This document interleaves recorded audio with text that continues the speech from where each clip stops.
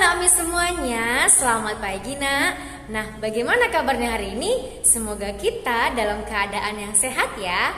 Kembali lagi bersama dengan Miss Risa. Hari ini kita akan belajar di tema 4, subtema 1 dengan materi sistem peredaran darah hewan.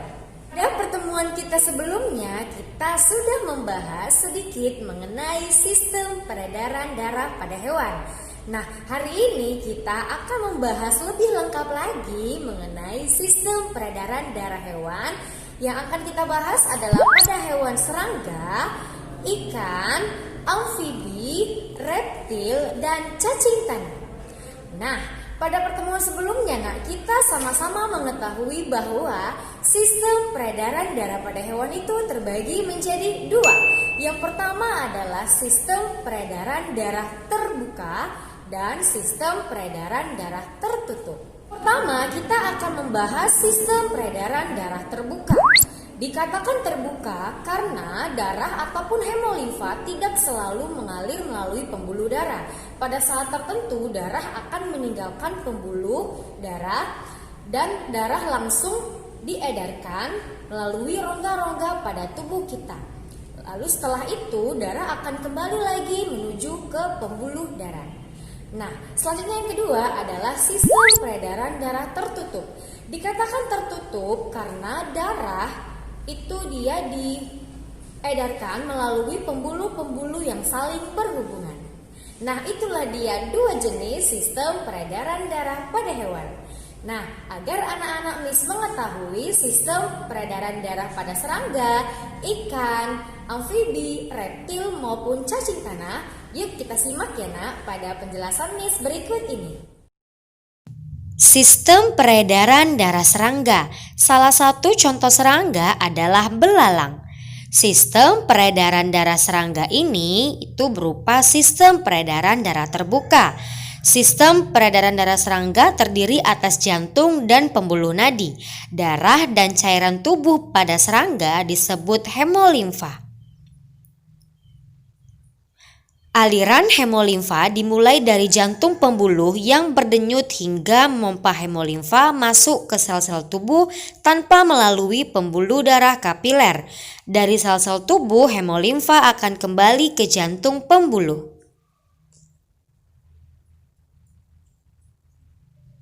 Selanjutnya adalah sistem peredaran darah ikan. Ikan memiliki sistem peredaran darah tertutup. Jantung ikan terbagi menjadi dua ruangan, yaitu serambi yang berdinding tipis dan bilik yang berdinding tebal. Di antara serambi dan bilik terdapat sebuah katup.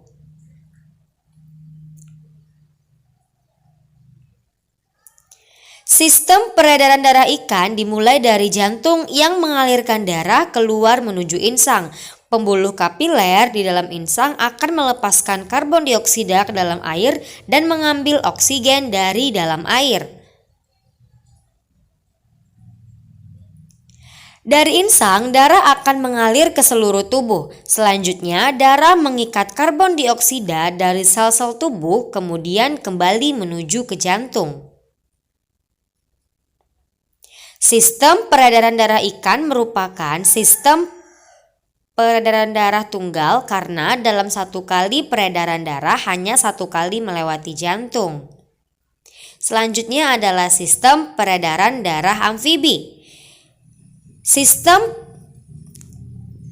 peredaran darah pada katak berupa sistem peredaran darah tertutup. Jantung katak terdiri dari dua ruangan serambi yang berdinding tipis dan satu ruangan bilik yang berdinding tebal. Amfibi contohnya pada katak ya nak. Sistem peredaran darah ini dimulai dari masuknya darah yang mengandung banyak oksigen dari paru-paru ke serambi kiri. Dari serambi kiri darah akan masuk ke bilik sehingga terjadi pencampuran darah yang mengandung oksigen dan karbon dioksida. Darah yang banyak mengandung karbon dioksida ini berasal dari sel-sel tubuh yang masuk melalui serambi kanan. Dari bilik, darah akan dipompa keluar menuju ke seluruh tubuh. Selanjutnya adalah sistem peredaran darah reptil. Jantung reptil terdiri dari 4 ruangan, yaitu 2 serambi dan 2 bilik. Antara bilik kanan dan bilik kiri dibatasi sekat yang belum sempurna sehingga masih terjadi percampuran darah.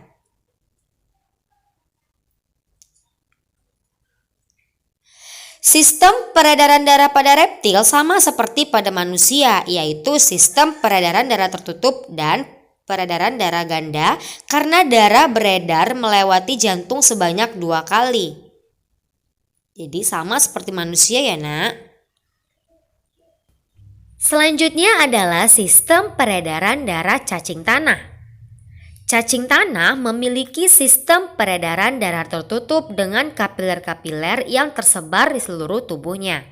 Sistem peredaran darah pada cacing tanah ini dimulai dengan masuknya oksigen ke dalam pembuluh darah dorsal atau punggung. Kemudian darah mengalir menuju pembuluh darah ventral atau perut, lalu ke jantung untuk dipompakan ke seluruh tubuhnya. Itulah dia penjelasan dari Miss mengenai sistem peredaran darah pada hewan. Jika anak-anak Miss ada yang belum paham, boleh bertanya ya ke WA Miss. Nah, sekarang tugas anak-anak Miss di rumah adalah kalian buka buku tema 4 kalian pada halaman 8. Nah, di sana ada soal di bagian A, atau anak Miss bisa melihat pada soal di samping Miss ini ya nak. Nah, itulah dia soal yang harus anak Miss kerjakan. Bagi anak-anak Miss yang sudah memiliki buku tematik, dikerjakan di buku tematik, dan bagi yang belum, dikerjakan di buku latihan ya nak. Jangan lupa anak Miss foto hasilnya bersama dengan kalian. Oke, Miss tunggu nak tugasnya.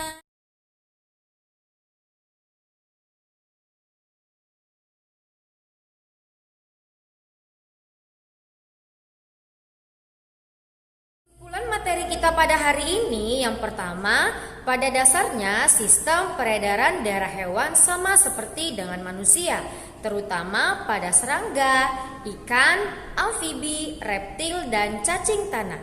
Yang kedua, sistem peredaran darah hewan dibedakan menjadi 2 macam, yaitu peredaran darah terbuka dan peredaran darah tertutup.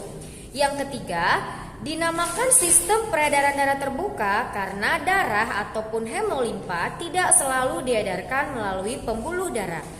Dan kesimpulan yang keempat, dinamakan sistem peredaran darah tertutup karena darah beredar dalam pembuluh-pembuluh yang saling berhubungan. Nah, itulah dia kesimpulan materi kita pada hari ini. Miss ucapkan terima kasih buat anak Miss yang sudah berpartisipasi untuk mengikuti materi Miss hari ini. Dan setelah ini Miss akan menampilkan beberapa foto anak Miss yang selalu aktif belajar daring ya nak. Baiklah anak Miss, demikianlah materi kita pada hari ini. Semoga anak Miss semuanya bisa paham ya nak. Sampai ketemu di pelajaran berikutnya. Dan selamat pagi anak Miss. See you, goodbye.